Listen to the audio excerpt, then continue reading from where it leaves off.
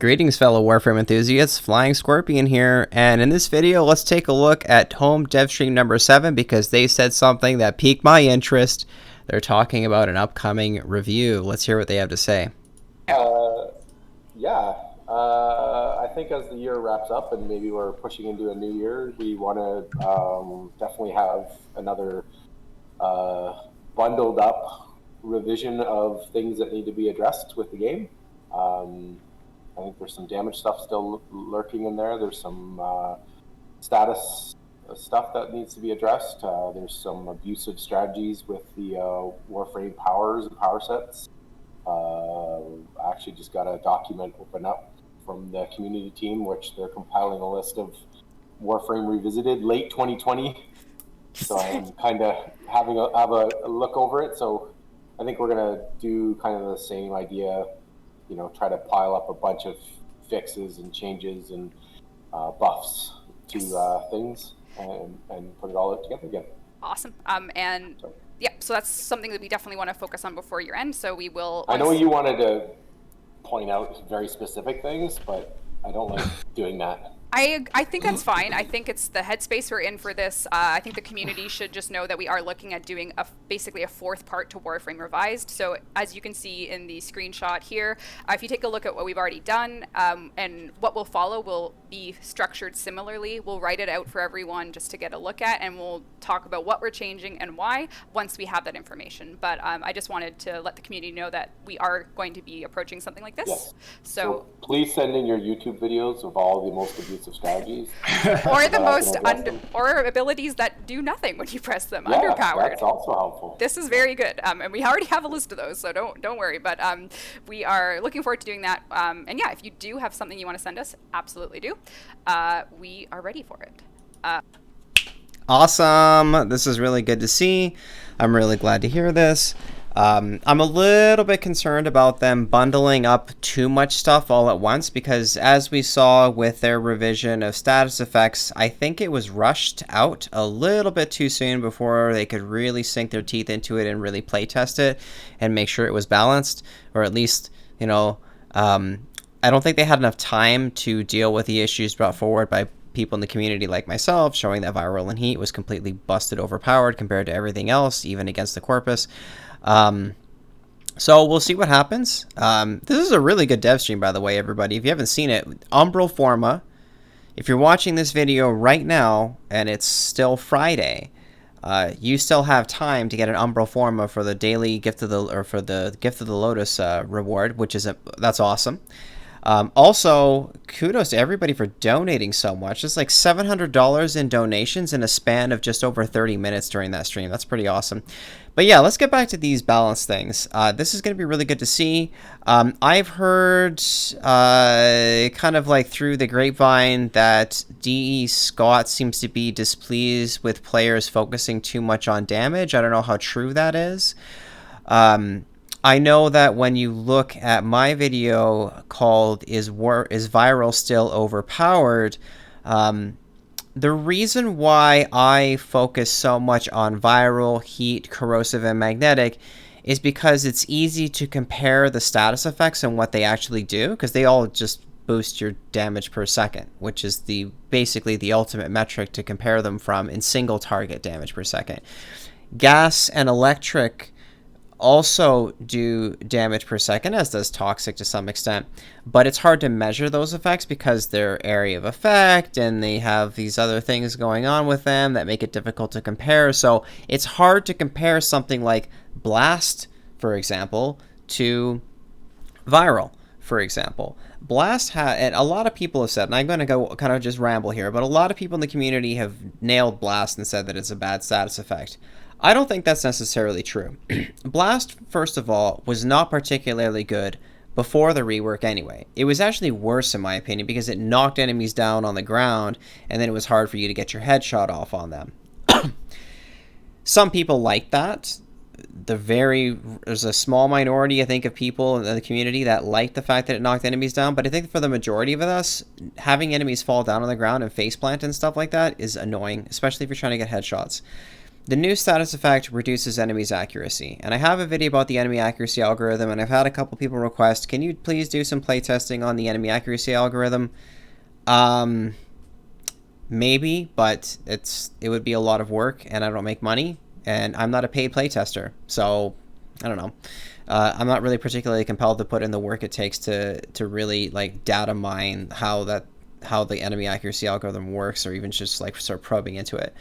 But anyway, I think Blast as a status effect has a place in the game potentially, especially if they continue releasing stuff that gives players increased evasion. And I think that as players learn more about how evasion works, it can lead to it becoming more popular, especially as a niche build. I know that after a while of playing Warframe, you kind of get bored of doing the same thing, of just slapping on a ton of health and armor and adaptation, and then your choice of like shield tanking with Arcane Aegis or Arcane Guardian or whatever. Just flat out just resisting damage as it comes your way can get boring, and you might want to try something different, for example, like evasion. So I think there's a place for Blast. I think it has potential to be a good status effect as it is. Honestly, I hope that they don't mess with it too much, because I don't think it's really been fully playtested yet, and I don't think people have fully explored the possibilities of combining Blast, especially with the new mods and effects, like the philo effects to increase evasion. So I think there's a potential there. For viral, heat, and corrosive, if any devs are watching this, I think you should know where I stand by now. If you've seen, I think you should have seen my video. It's got 1,500 views at least on it now, and a lot of people agree with it. Viral and heat are overpowered. Heat steps on the toes of corrosive with 50% armor strip versus 80% armor strip. Heat does too many things. Also, gas should not cap out at 10 status effects, in my opinion, and many others' opinions. And also, like, one of the things that I'm curious about, and I don't know if they'll ever answer this question, but why did they make it so that gaseous status effect damage, its damage over time, does not scale with elemental mods? Like, if you have, like, for example, if you used to have a Riven, and I had Rivens with tons of toxic damage and status effect, or status chance, and then it would add more toxic damage and status chance with the 60/60 mod, and then more toxic damage with just straight 90% toxic damage, and then I would add a heat mod with the 60/60 heat and status chance, and I would have outrageous gas procs. I love that. It's like ripping a huge can of beans fart kind of thing. It was awesome. These were nasty gas procs. That got totally gutted. They took away gas's status damage from being bumped up by those mods. But electric still does, and heat still does, and toxic I'm pretty sure still does. So why do that with gas? I know that there's an argument once in a while for asymmetry, but asymmetry, I don't know, man. It kind of starts to raise questions about game balance. Like, I don't know. Anyway, what else is there to say with status effects? I don't know. I could say a lot. I think cold is actually fine. It's a pretty cool ability. Some people have suggested that it freezes enemies completely solid when you reach 10 out of 10 stacks. And I think that's a cool idea. I think they should even just go higher than 10 stacks. They should go to like 15 stacks and then they freeze solid or something. I don't know. The problem too with status effects, and this is a blatantly obvious one, but it's almost impossible to balance around this. It's very difficult to balance around, is that some of the status effects cap out at 10, and some of the status effects have an unlimited amount of stacks. Like electric, unlimited stacks. Heat, unlimited stacks. Toxic, unlimited stacks. But corrosive, 10 stacks. Cold, 10 stacks. Viral, 10 stacks. So when you have a weapon with a really high amount of statuses per second, you can cap out at the 10 out of 10 status effects on some of these, and then you have lost opportunity on potentially more status effects. So anyway, it's not a huge deal. I think it's fine. All you really need to do as a player, if you're watching this and you want advice from me, is to modify your weapon to have a slow enough fire rate so that your damage output is well balanced, where you're just hitting 10 out of 10 status effects, and then you're not really going beyond that. This is like extreme min-maxing though. It's completely unnecessary. I just know that some people really want to maximize the potential of their weapon, and so just reduce your fire rate or your pellet count or your status chance so that you're getting 10 out of 10 and you're not going beyond that point.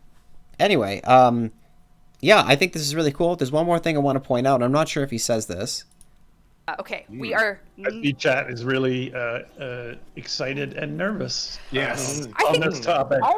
Nice last time. A couple sadomasochists were saying, "More nerfs, please, more nerfs." Oh no. I think there's it's fair to be interested in where we go with these types of things, but we've already done 3 this year. Let's do a 4th, and it's definitely guided by conversations we even had last dev stream about underperforming abilities. So just, we are there, and we will send you guys some reading homework on what to do with this dev workshop once it's ready. So just stay tuned for that.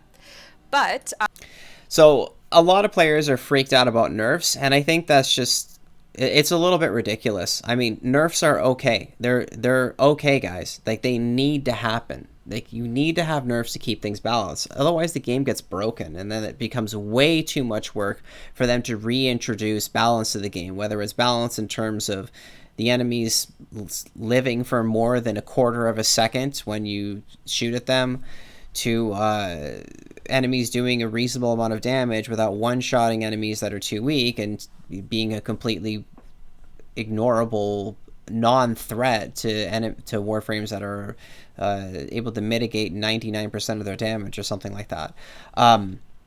Nerfs are okay. They need to happen. So I think Digital Extremes needs to just be a little more firm with their players when it comes to nerfing things to some extent. I know that players get really frustrated when they nerf things and they don't hear anything from Digital Extremes afterwards.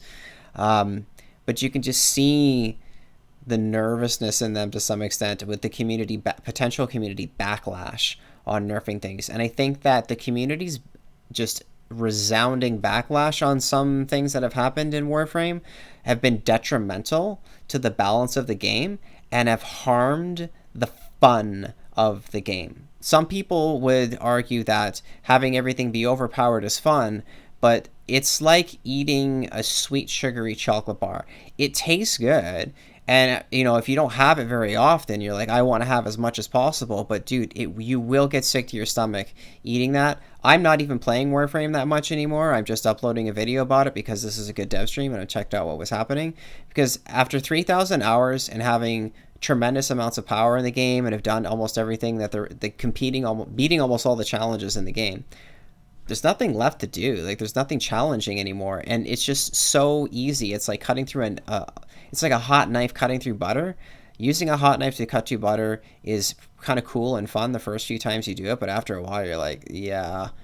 And if you do anything less than that, somebody else is going to be using a super powerful meta build and completely obliterate the enemies and make a non-meta build basically absolutely redundant. You take a non-meta build on a sortie, somebody's going to be swirling around like a tornado just vaporizing all the enemies while you follow along and do basically nothing. That's not interesting gameplay. That is not challenging or fun gameplay, in my opinion. So game balance is important, and if there's anything that I can encourage you guys to do, guys and gals watching this video, please try to have some self-restraint when it comes to freaking out on the developers nerfing things or even the word nerf being used. There's been things that the developers have done in the past that have been to some extent good for the health of the game, like nerfing shotgun status chance. They showed this chart where the shotgun status chance, it would peak out at 100%, and then it was like absolute value. Every single pellet did status effects. And when they first talked about nerfing it, you could see the awkwardness of nervousness where they were obfuscating the truth and using this kind of smoke and mirrors, saying we divided the status chance amongst all the pellets, and then we tripled the status chance. And then DE Steve goes, I think that's a buff, guys. I think that's a buff. But that was a little bit disingenuous of him to say that. It was not a direct buff. It was sort of like a nerf and a buff at the same time. But for the vast majority of shotguns, it was a huge nerf. And, you know, be realistic, guys. Like, be real and be honest with your player base. If you're going to nerf something, just be honest and just say, yeah, okay, we're nerfing it. And if people freak out and they're being irrational, just tell them, like, deal with it. This is what's going to happen, and we're going to monitor it over time. And if it's still overpowered, we might have to nerf it again. And if it's not, and it's fine, and it's balanced, then we'll keep it. You know, like, there needs to be some firmness there. And I don't know what... They kind of coddle their player base a little bit, I think. I think they coddle their player base just a little bit, but... Anyway, I know people are going to have more to say on that shotgun status thing. The actual math behind what they did was kind of odd.